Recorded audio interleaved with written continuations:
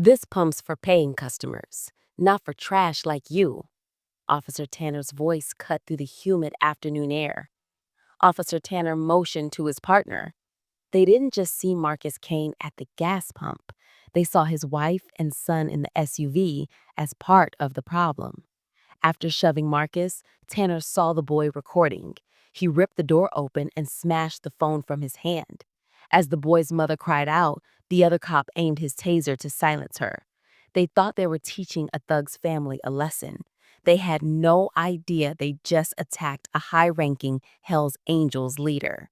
Before we go any further, comment where in the world you are watching from and make sure to subscribe because tomorrow's story is one you don't want to miss. The late afternoon hangs heavy with humidity, wrapping around the Kane family like a thick blanket. Marcus stands beside his gleaming Harley, one hand on the gas pump, his weathered leather vest catching the last rays of sunlight. The Hells Angels patch on his back feels especially prominent today, though it's partially hidden beneath his riding jacket. Tanya watches from inside their SUV, her fingers drumming nervously on the steering wheel. Years of marriage to Marcus have given her a sixth sense for trouble, and right now, every instinct tells her something's wrong. She glances in the rearview mirror at Darius, who's slowly stirring from his nap, his eyes adjusting to the dimming light. The patrol car's headlights cast long shadows across the cracked concrete of the gas station. Marcus maintains his composure, his military training evident in his straight posture and measured movements. He's been in situations like this before. The sideways glances, the tension building like static before a storm. Through the gas station's grimy windows, the cashier watches with obvious interest. The two local men who were hanging around their pickup truck now lean against its hood, making no effort to hide their stares. Their Confederate flag decal seems to glow in the fading light, a silent declaration of their beliefs. Darius sits up straighter in his seat, now fully awake. At 13, he's old enough to recognize the weight of these moments. He's seen that look in people's eyes before, the one that reduces his father to nothing but his skin color, ignoring the decorated Marine and a respected biker beneath.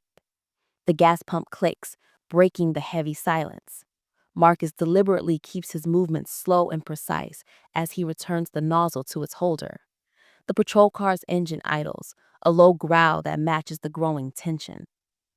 Inside the SUV, Tanya reaches for her phone, placing it in her lap, a habit born from too many news stories and too many close calls. She catches Darius doing the same thing, his young face serious beyond his years. The officers remain in their vehicle, but their presence feels like a spotlight on Marcus. One officer speaks into his radio, his words muffled, but his intent clear. They're waiting, watching, looking for any excuse to engage.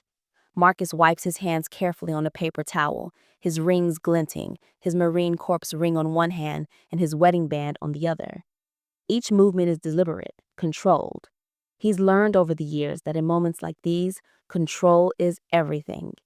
The air conditioning in the SUV hums softly as Tanya cracks her window. Baby, we should go. Her voice carries the weight of experience, of knowing how quickly these situations can turn. Two more vehicles pull into the gas station, a dusty pickup and another patrol car. The quiet evening is suddenly feeling very crowded. Marcus can feel the eyes on him, the silent judgment, the preconceptions forming in strangers' minds. Darius leans forward in his seat, his phone now recording discreetly. Another lesson learned too young. His father taught him. Document everything, stay quiet, stay safe. The red light on his phone blinks steadily, capturing the scene as it unfolds. The first pair of officers finally step out of their car.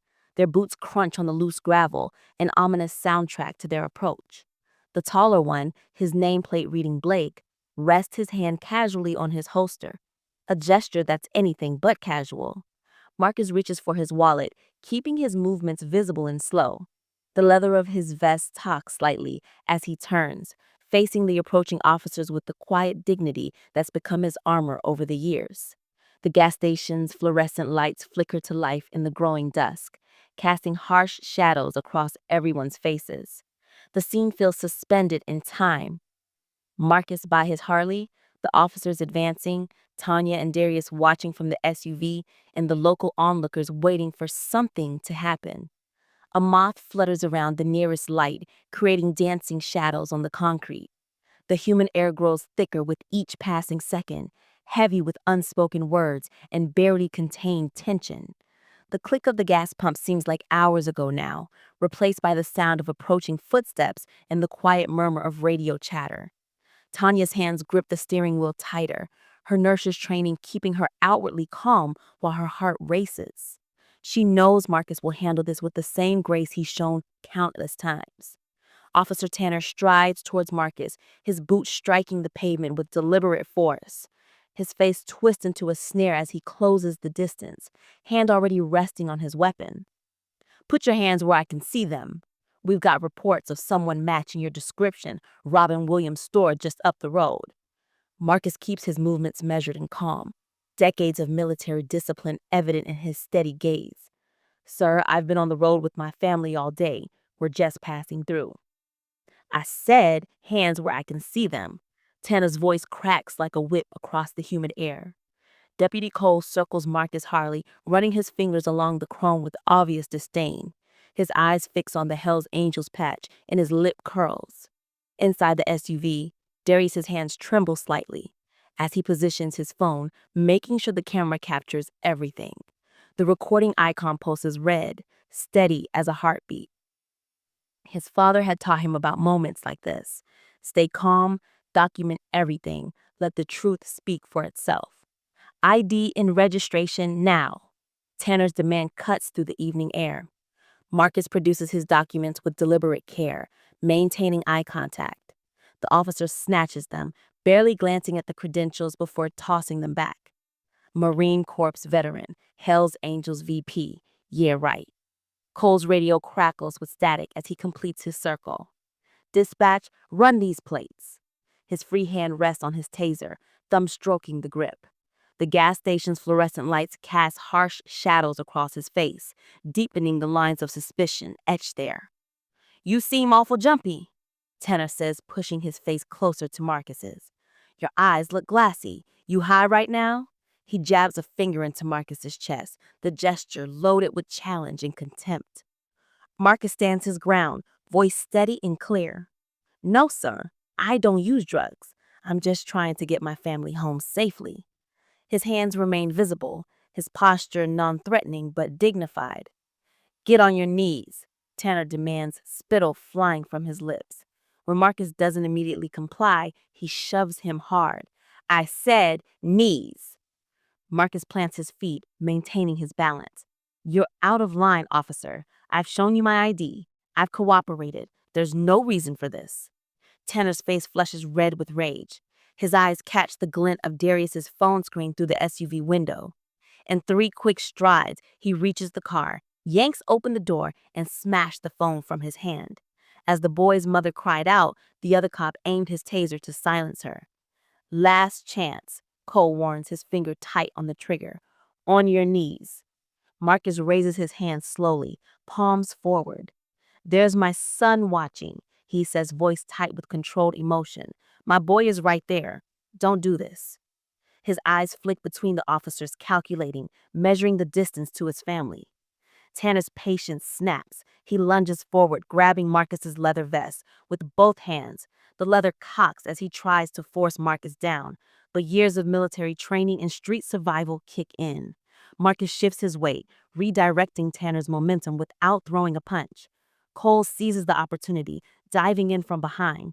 His shoulder connects with Marcus's lower back, driving them both toward the gas pump. The impact sends a spray of fuel across the concrete, creating rainbow patterns in the harsh station lights. They hit the ground hard. Marcus twists, trying to protect his head from the concrete, but Tanner's knee finds his back. The officer's weight drives him down, pressing his face against the rough surface. The metallic taste of blood fills his mouth as his lip splits against the pavement. Stop resisting, Tanner screams, though Marcus hasn't thrown a single punch. The spilled gasoline soaks into his clothes, mixing with the blood that now drips from his face. Tanya screams across the forecourt, "Help! Somebody help us!" Her voice breaks with desperation as she watches her husband pinned to the ground. Darius presses himself against the car seat, tears streaming down his face, his broken phone lying useless on the ground. "You're under arrest." Tanner's words cut between heavy breaths as he struggles to maintain his hold. The smell of fuel grows stronger, the puddles spreading beneath them like a dark mirror reflecting the station's harsh lights. Marcus doesn't fight back. He can't. Not with Darius watching, not with Tanya's terrified cries ringing in his ears. He tastes blood and gasoline, feels the rough concrete pressing against his cheek, endures the weight of both officers bearing down on him. His military training screams at him to defend himself, but his heart knows better. One wrong move, one misinterpreted gesture, and this situation could turn fatal. The gas station security cameras whirred silently above, capturing every moment of the unfolding injustice. The local onlookers have their phones out now, too,